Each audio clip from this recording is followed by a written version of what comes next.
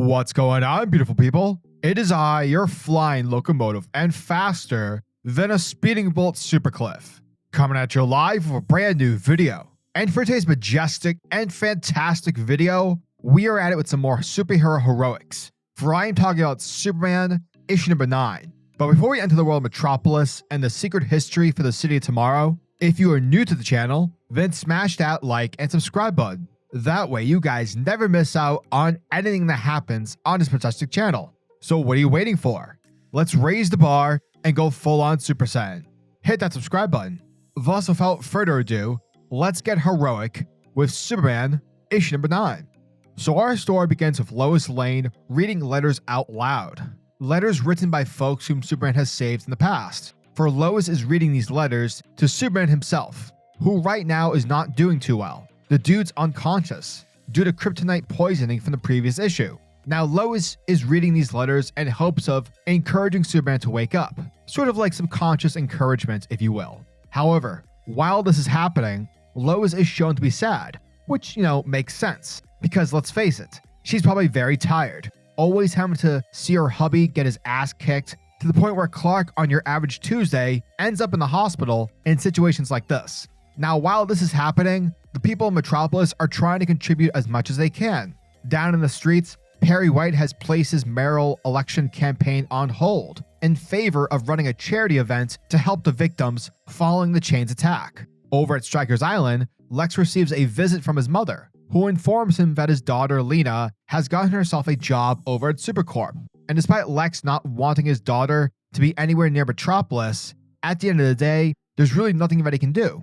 Over at Supercorp, Lena oversees the incarceration of the Chain, a process that reutilizes the same technology used by Lex to imprison Sammy Stryker for the first time. Now this is seemingly a temporary solution, because over at Stryker's Island, the prison is preparing a new cell for the Chain. And just before we switch scenes, the LL01 hologram created by Lex to assist Superman offers its assistance to Lena. Meanwhile, Lois gets a call from the most powerful person in the entire DC universe, JimmyOlsen. And oh my god, this part's hilarious, because with everything all out of sorts, and with Lois unwilling to leave Superman's bedside, she places Jimmy freaking Olsen in charge of the Daily Planet. From there, Superman wakes up and is like, girl, what the hell did you just do?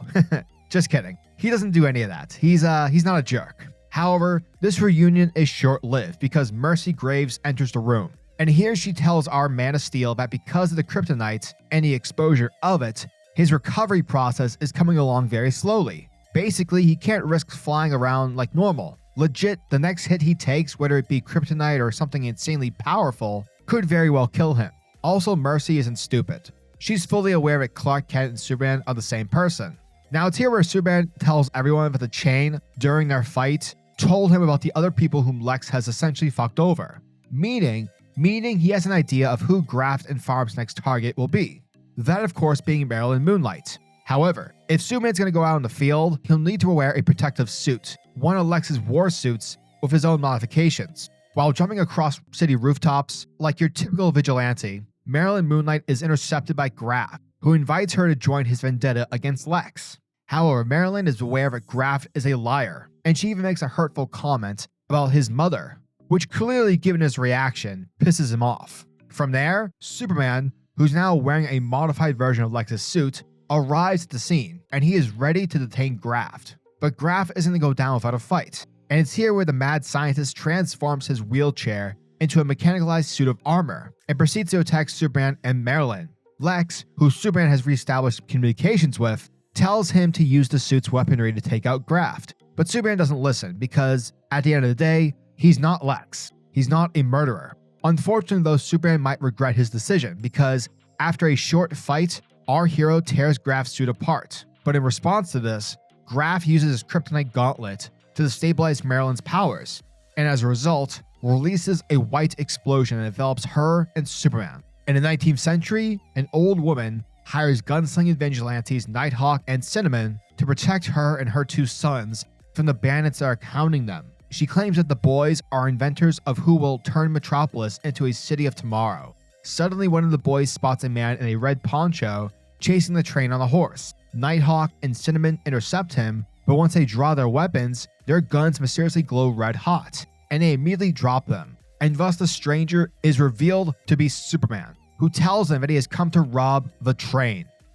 And that, folks, was the end of Superman issue number 9. And thank you guys for checking out my video, as it truly means the world to me. So Joshua Williamson, I believe, is slapping hard when it comes to Superman. What I love about this run is its ability to amp up the stakes of the story without it feeling repetitive. Williamson understands how to utilize Superman. It's not just through action. There's a lot more to it. There's character, using the world around Superman to affect him, physically and mentally. And also the comic book does a really good job with showing just how much Superman's inability to listen to Lex, Superman listening more to his Clark Kent and superhero ideology, and how that can maybe fuck things over for our heroes. I love Superman, but I love how Williamson is showcasing the differences of approach that Lex has as opposed to Superman. And because of it, Superman is seemingly trapped in the Wild West. Oh, and speaking of the Wild West, that explains so much when it comes to Marilyn Moonlight. Something I don't like when new characters are introduced is how they're so quickly integrated into the world.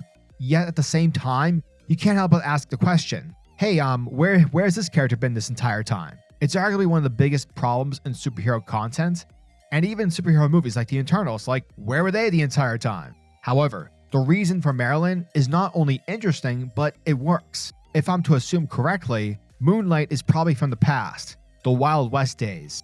So who knows? Maybe her powers phases her in a sporadic way from past to present. Overall, Joshua Williamson is killing it on Superman. He understands the character and is able to provide an interesting story for the glorious Man of Steel. So yeah, as always, I'm a majestic sayer over at SuperCliff, and if you guys are new to the channel, then do me a solid by smashing that like and subscribe button, and also the notification bell so you'll never miss out on an upload, and so you'll always be kept up to date with your favorite top tier comics happening in the comic book world.